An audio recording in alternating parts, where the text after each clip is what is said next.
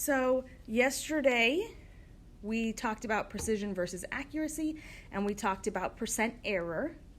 Today we're going to start off with a little reminder about significant figures. You only get one slide about these in the notes because we spent a whole 2 days going over the rules in class, okay? But just a reminder that we use significant figures to tell other scientists which numbers in our measurements we know for certain and which numbers we estimated. That way we are not reporting any data as known fact that we do not in fact truly know. And a reminder that the rules for determining which figures are significant can be found on that separate handout that's available to you on Google Classroom. I almost forgot to go over our objectives for the day. We just hit the first one, which was to explain why we use significant figures. The other objectives we are going to hit today is to be able to write and calculate using numbers in scientific notation, to be able to follow the steps of the problem-solving process to work through a problem, and then finally to be able to describe the two types of proportional relationships.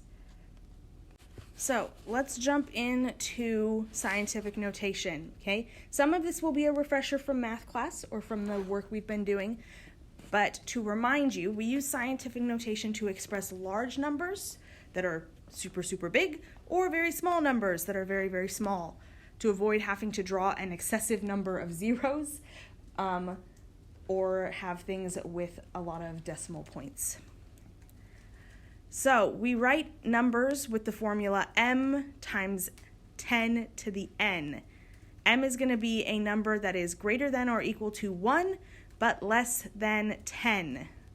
Okay, you should not ever have more than one number in front of the decimal point, so it's not going to be greater than 10. And then n is a whole number. It can either be a positive number or a negative number. That's your exponent number. When we write in scientific notation, so when we convert a number to scientific notation, moving the decimal point to the right in the number results in a negative exponent. So changing 0.0012 millimeters to 1.2 times 10 to the negative 4 millimeters. We had to move that decimal to the right to get our m value to be a whole number, or not a whole number, but a number equal to 1 but less than 10. And then if we are moving the decimal point to the left, then this will result in a positive exponent. So changing 65,000 kilometers into 6.5 times 10 to the 4th kilometers. When we use scientific notation in calculations, there are some rules, okay? Addition and subtraction can be performed only if the exponents are the same, in which case, obviously, the answer will have the same exponent. So you cannot add and subtract numbers that are in scientific notation that have different exponents. It just does not work. You can, however, multiply and divide numbers that have different exponents. And in that case, the rules are when you multiply, the exponents are added to each other, and when you divide, the exponent of the denominator is subtracted from the exponent of the numerator. In that case, let's go through steps for the problem-solving method. Your first step is going to be to analyze, which means gather and list any information that you have been given, and then identify what it is that you are being asked to solve for. And I tell my chemistry and my physics students this. It really helps to actually make a physical list on the side of the problem every time you do this. Write down, what do I know? What am I being expected to find? You will be surprised how much clarity that adds, especially when you're given the problem in word problem form and it just looks like a bunch of words and numbers. If you can make yourself a list of here's what I know and here's what I'm being expected to solve for, then that will help you figure out if you need an equation for it, what equation should you be using? If you need to do any conversions, which conversions are you going to need to do? Next, plan. Draw a diagram to help you visualize the problem. This is really more applicable to like a physics problem, but if you have a diagram that helps you remember steps of converting things, draw that little diagram out. Then identify, are there any equations I need for this? What are they? Does anything need converted? If so, how can I convert it? Are there any chemical principles that I need to remember in order to solve this? Write them down for yourself. Next up, we're going to actually solve. So this is where we're going to actually do the math. Convert quantities to the same units. Substitute the numerical data from the problem into the equations you had. Cancel out units, round to the correct number of significant figures. This is a really good checklist to do for yourself every time you do a problem. Did I put everything in the same units? Did I use the right equation? Did the units cancel the way they were supposed to?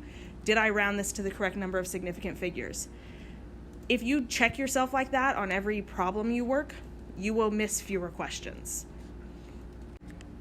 And then lastly, check your work.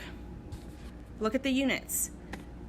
If I'm supposed to be solving for density, do I have a mass divided by a volume? Did I use the correct conversion factors? Did my units actually cancel when I did the conversion? Or did I just leave the units off because I didn't want to be bothered and I don't know if I converted correctly? Use simple rounded numbers to make an estimate and see if it matches your answer. If it does, then you probably didn't make math mistakes. Okay? Check order of magnitude. Does it make sense? This is a question that people skip over that is honestly invaluable. Okay? The questions in our textbook are designed to be logical.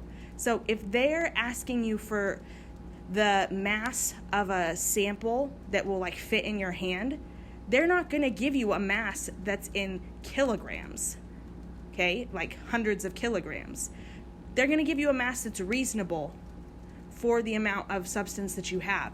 So think to yourself in your brain, does this number that I came up with the unit on it, does that make logical sense? If I'm supposed to be coming up with a distance that somebody traveled in a car, it's probably not going to be in millimeters, right? And then finally, does your answer check out? If you calculated oil to have a density greater than water, it would be wrong because you know oil floats on water. So just go through these things and check yourself. Does it make sense? So let's go ahead and let's practice this on a problem. We're going to calculate the volume of a sample of aluminum that has a mass of 3.057 kilograms and the density of aluminum is 2.7 grams per centimeter cubed. Okay, so step 1, analyze the problem. What information do we already have? What do we know from this problem? Mass and density. Mass and density. So we know mass is equal to 3.057 kilograms. And we know that the density is 2.70 grams per centimeters cubed. What are we being asked to solve for? The volume. So what we don't know is volume. But we can look at the density and predict what unit should our volume come out in. Centimeters cubed. Yes. Okay, so we can predict what unit our answer should have on it. Okay. Now, the second step is to go through and see, are there any conversions we're going to need to make? Are there any formulas we're going to need to use? What do we think? Have to change the kilometers to centimeters, right? We're going to have to change kilograms to grams because our mass is given to us in kilograms, but our density is given to us in grams. Okay? We could change the density to kilograms per centimeter cubed, but it's probably an easier conversion to change the mass to grams. So we're going to need to convert. kilograms to grams. We know that's going to be a step that we need to do. What formula are we likely going to use for this problem?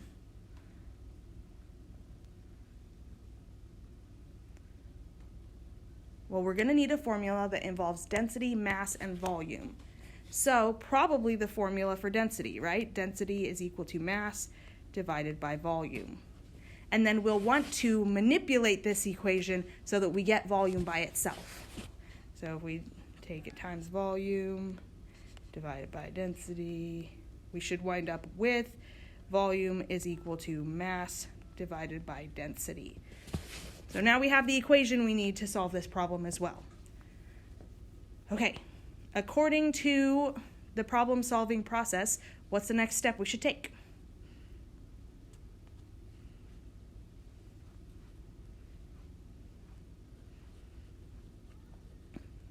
Should we convert it?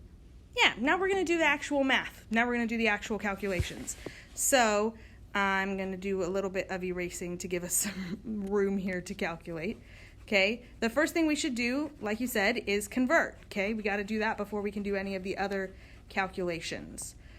So we're going to need to take this number right here and convert it into grams. So we know we need kilograms on the bottom and we need grams on the top because we need kilograms to cancel. So how many grams are in a kilogram? 1,000. So kilograms then cancel. We take 1,000 times this, which means we're going to move that decimal 3 spots, and we're going to wind up with 3,057 grams as our mass. Excellent. Now we can use the equation. I'm just going to wipe my screen here that we came up with, where we had volume was equal to mass divided by density. Correct? So we're going to plug in the numbers that we got. We had our mass, which was 3,057 grams. And we had our density, which was 2.70 grams per centimeters cubed. So we know grams are going to cancel, which is excellent because that leaves us with the unit we predicted we would have at the end. So now we just have to do the math. When I do 3,057 divided by 2.70, what I get is 1,132.22, and those are repeating. Okay, and that would be centimeters cubed. So this is the volume that we solved for. Okay? And then we're going to want to now check our answer. So first thing we should be checking here is significant figures. Okay, we had a mass of 3,057 grams, which is 4 significant figures, but you'll notice our density only has 3 significant figures, 2.70. So because this is a division problem, we should be rounding to 3 significant figures, which means the 3 is the last digit we are keeping, and we are going to round this to, we're going to round based on the 2. We're not going to round the 2. So we should wind up with 1,130 centimeters cubed if we want the correct number of significant figures. Then if we wanted to, we could use simple rounded numbers to double check our math. So we could do 3,000 divided by 3, and we get 1,000, which is pretty close to what we have. So we probably didn't type anything into our calculator incorrectly, probably did the math correctly. Okay, and then this is where we check to see, does this make sense?